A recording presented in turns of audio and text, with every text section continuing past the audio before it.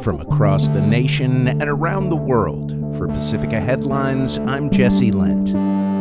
Every single one of us has a story about being let down by our government, about our representatives, our former representatives, who wouldn't pick up the phone, doing nothing about the affordability crisis and looking the other way while the real estate corporations that funded his campaign raised our rents and priced us out of the community that we love. But that ends today.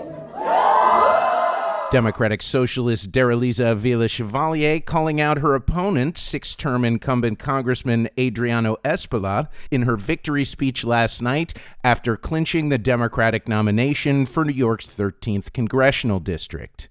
Democratic Socialist Claire Valdez, a first-term state assemblywoman, won the Democratic congressional primary in New York's 7th district, defeating Brooklyn Borough President Antonio Reynoso to become the presumptive winner of the general election in November. Footage from both victory speeches, courtesy of New York One. When I was looking through drive-through windows or bagging groceries, I couldn't dream of running for office. I could barely dream of a day off.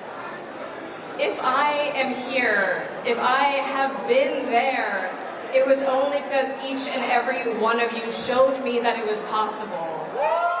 New York City Comptroller Brad Lander, who also received an endorsement from Senator Bernie Sanders, defeated Congressman Dan Goldman in the Democratic primary to become the next congressman for New York's 10th district. In the earliest of the three races called by the Associated Press, Lander secured 65.8% of the vote, compared to Goldman's 34%, with 90% of the ballots counted, according to the Associated Press. Lander's win capped a clean sweep of candidates endorsed by progressive New York City Mayor Zohran Mamdani. The New York Times called him a kingmaker. Primaries were also held in Maryland and Utah. There's no scheduled visit for the IAE inspectors. Is that part of your agreement? They're wrong. They're wrong. They know they're wrong. They told us inside, and we have it down, 100% inspections. And if they were right, I'd cancel the meetings right now. President Donald Trump responding to a reporter's question after Iranian officials had denied a claim made in Switzerland on Monday by Vice President J.D. Vance that they would allow the UN watchdog group, the International Atomic Energy Agency, to inspect nuclear sites in the country. Iran's foreign ministry spokesman Esmail Begay said there were no plans to allow inspectors to access nuclear sites bombed by the U.S. and Israel last year. The two sides are engaged in ongoing negotiations. According to the Memorandum of Understanding between the U.S. and Iran, which went into effect on Thursday, the two sides have 60 days to reach an agreement to end the U.S. and Israel's joint war on Iran, now in its 117th day. For the past 24 hours, at least, Israeli attacks on Lebanon appear to have ceased, according to Al Jazeera. The UN says more than 11,000 residential buildings have been destroyed in southern Lebanon, while another 2,200 have been damaged. The Commission found indisputable evidence with regards to the deliberate, targeted killing of Palestinian children, including since the October 2025 ceasefire, the use of torture, inhumane and degrading treatment, including use of sexual and gender-based violence against Palestinian children.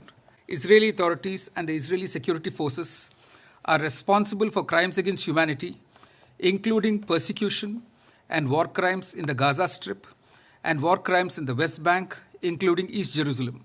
Srinivasan Muraladhar, chair of the Commission of Inquiry on the Occupied Palestinian Territory for the UN, comments on a new report from that organization that Israel has deliberately targeted children in their war on Gaza.